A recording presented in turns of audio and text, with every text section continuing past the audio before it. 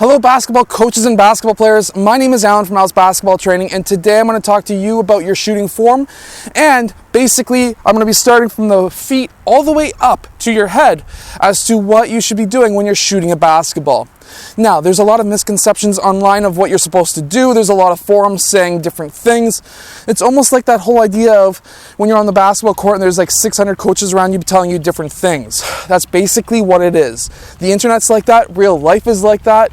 And the worst thing I've seen as a coach was when I had a player, or when I had a parent come up from another team and tell my best shooter that he's shooting wrong.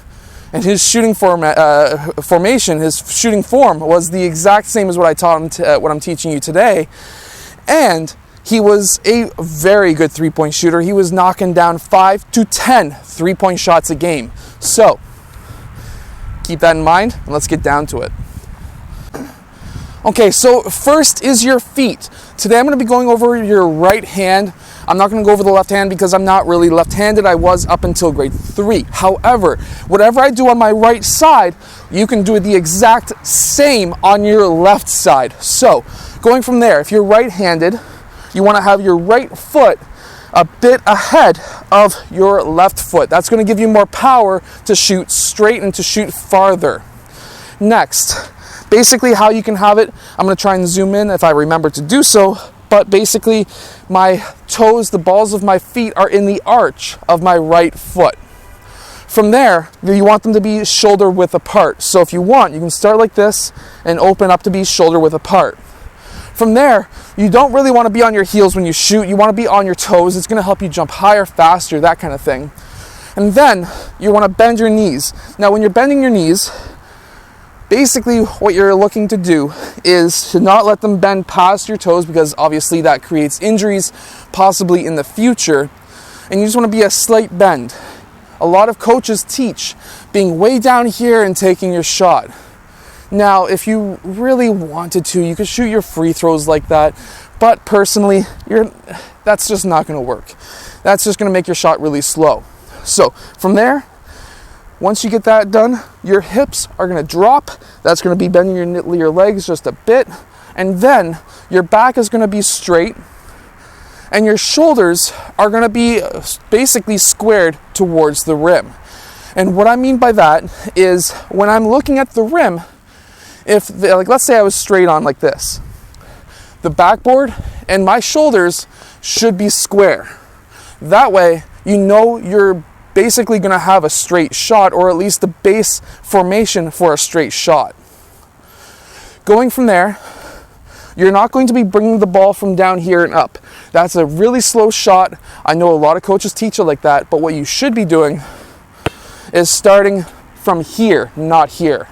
This is a slower shot. Younger players will shoot from there because they need the power, but once they get strong enough, start it from your chest. That way you're going to have a faster shot. That's the whole main goal. If you've got a big guy coming out on you to try and block your shot and you're shooting from here, that's a lot slower of a shot than if you're shooting from here. So, start from your chest.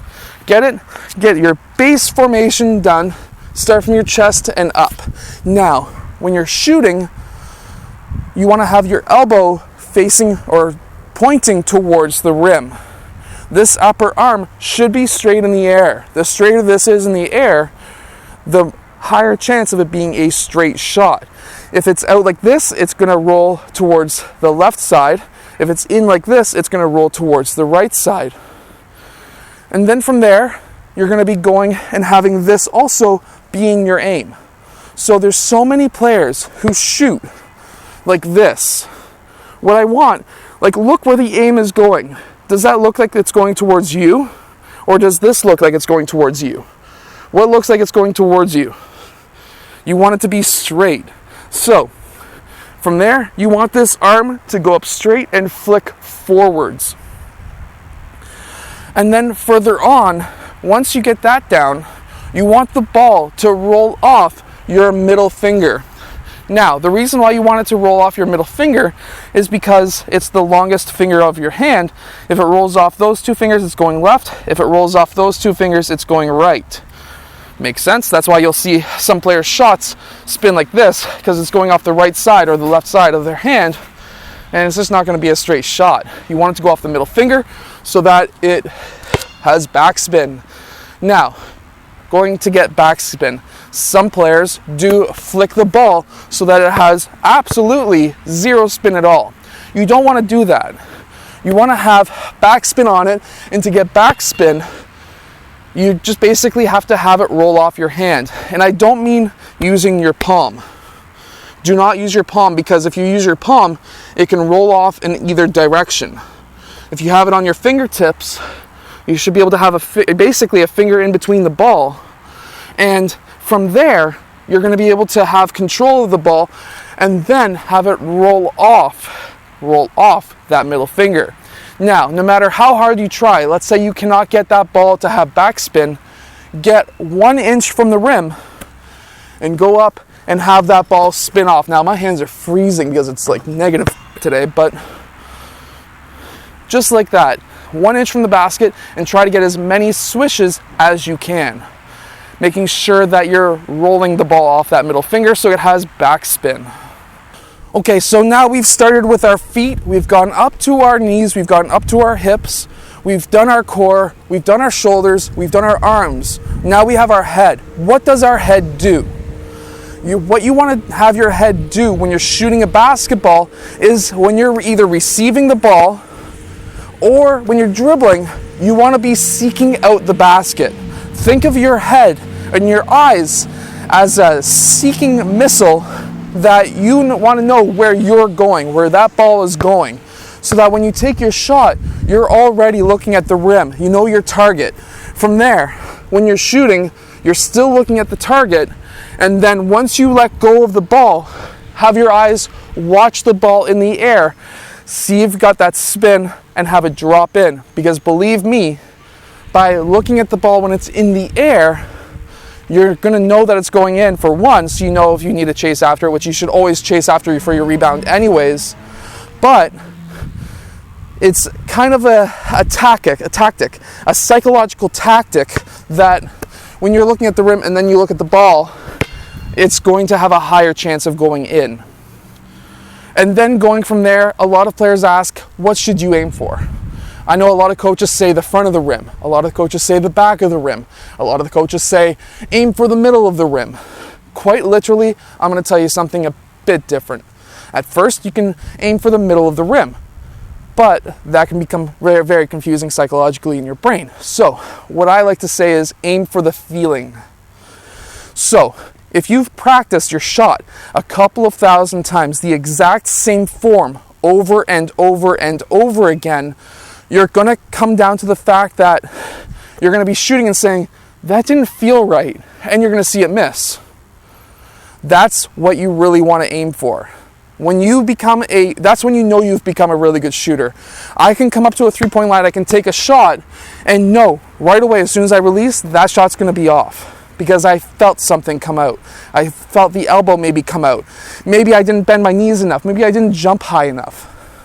So that's when you know you're going to become a very good shooter, is when you can feel your shot, knowing it's going to be in or miss. Why do you think Steph Curry takes those three-point shots, turns around, goes like this, and know he's got it in? Because he can feel it going in. And then going from there, if you start missing some shots, and you're not at the point where you can feel your arm come out or whatever it may be, if your shot is short, that means that you're going to need more legs to shoot the ball. That means that you're going to need to jump higher to shoot that ball. If your shot is far, meaning it goes off the back of the rim or it goes over the backboard, that would be horrible, then what happens there is you need to have more arc on your shot. So to have more arc on your shot, when you're shooting the ball, if you're not having enough arc, you're going to be shooting it forward. To get more arc on your shot, you want to release higher. So you can actually feel yourself releasing higher instead of releasing like this. So notice the difference there, where I'm shooting like this, shoot like that, more arc, shoot like this. And those tips right there will help you become a better shooter in basketball. I hope that this video has helped. If it has, share it around. I want everyone to shoot as well as possible, as good as possible. And I'll see you guys again tomorrow for another twice a day basketball video.